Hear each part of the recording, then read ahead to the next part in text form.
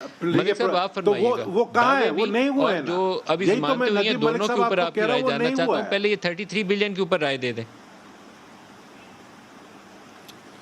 जी मलिक साहब, आपका बहुत शुक्रिया। देखिए सर, प्ली बार्गेन जो नैब का लॉ है उसके मुताबिक तो ये एक डिक्री की सूरत में हो सकता है। ये नैब अथॉरिटीज़ अपने तौर पे रिकवरी सिर्फ अपने पास नहीं रख सकती।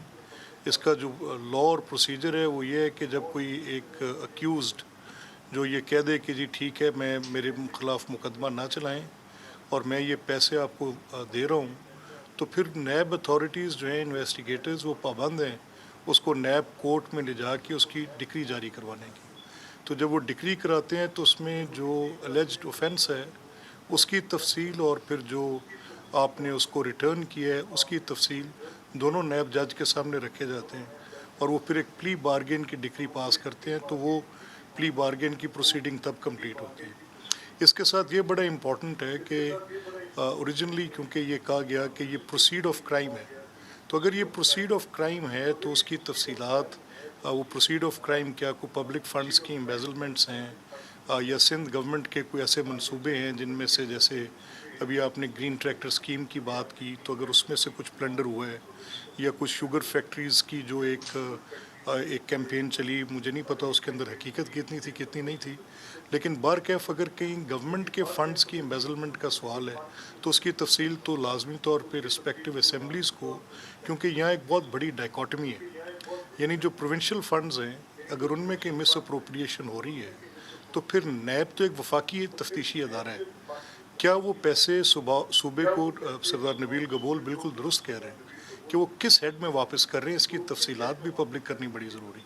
इतना काफ़ी नहीं है कि आप ये कह दें कि मैंने एग्री किया है और उस एग्रीमेंट के तहत आप डिक्री ले लें।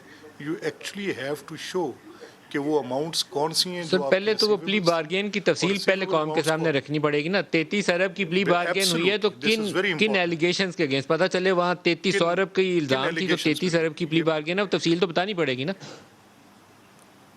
एब्सोल्युटली राइट सर, ये तो इसमें कोई दूसरी राय नहीं है। और साथ इसके साथ ही ये बड़ा इम्पोर्टेंट है कि जो जिनके तखमीने सूबाई असम्बली पास करती है, जिनको प्रोविंशियल डोमेन में आते हैं, वो वफाक का एक अदारा उनकी रिकवरी करता है, तो वो कौन से सूबे को कब और किस निज़ाम के तहत वापस करता है। तो ये भी बड़ी इंपॉर्टेंट डिटेल है कि ये भी सामने है कि लिए क्या और दिए कहाँ।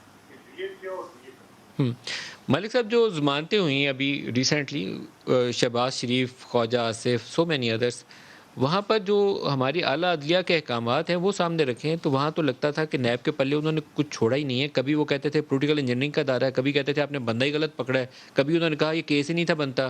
वो एक के बाद एक ऐसे ज़बरदस्त किस्म की वहाँ पे ऑब्जर्वेशन होती थी, तो वो देख के लगता था कि नैब के केसेस बिल्कुल हवा में खड़े हैं।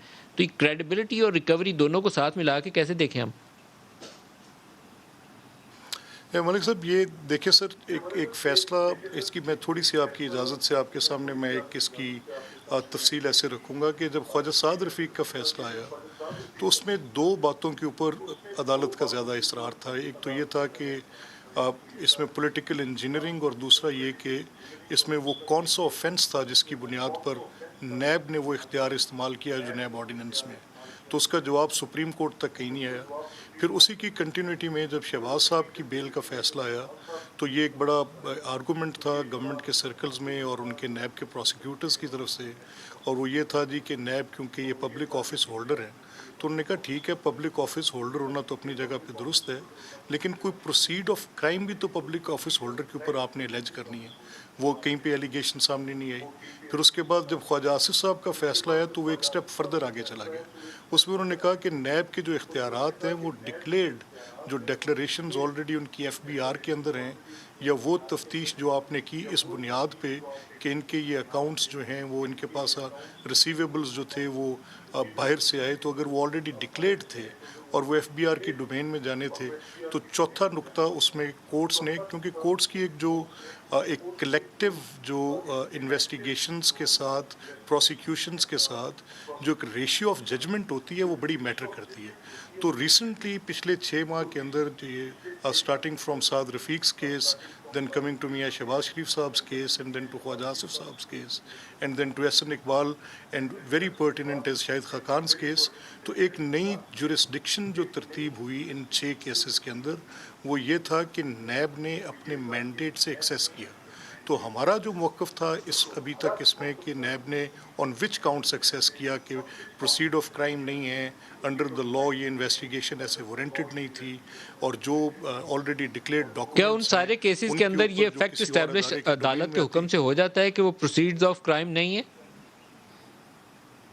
एब्सोल्युटली सर, क्योंकि टेंटेटिव असेसमेंट तो बेल के लिए भी रिक्वायर्ड है। अगर आप टेंटेटिव असेसमेंट में एक प्राइमा फेशियाई प्रोसीड ऑफ क्राइम नहीं बता रहे तो फिर वो डीपर एप्रिसिएशन में कैसे साबित होगी? यानी आपने एक इल्ज़ाम लगाया है और उसमें आप जुर्म का इजहार भी नहीं कर सके, अपने बादियुल नज़र में भी इजहार नहीं कर सके, तो फिर जब उसको तफसील से देखा जाएगा, जब गवाहों की शहादतें होंगी, जब क्रॉस एग्जामिन का इख्तियार होगा, तब तो बिल्कुल ही टार्निश हो जाएगा वो केस।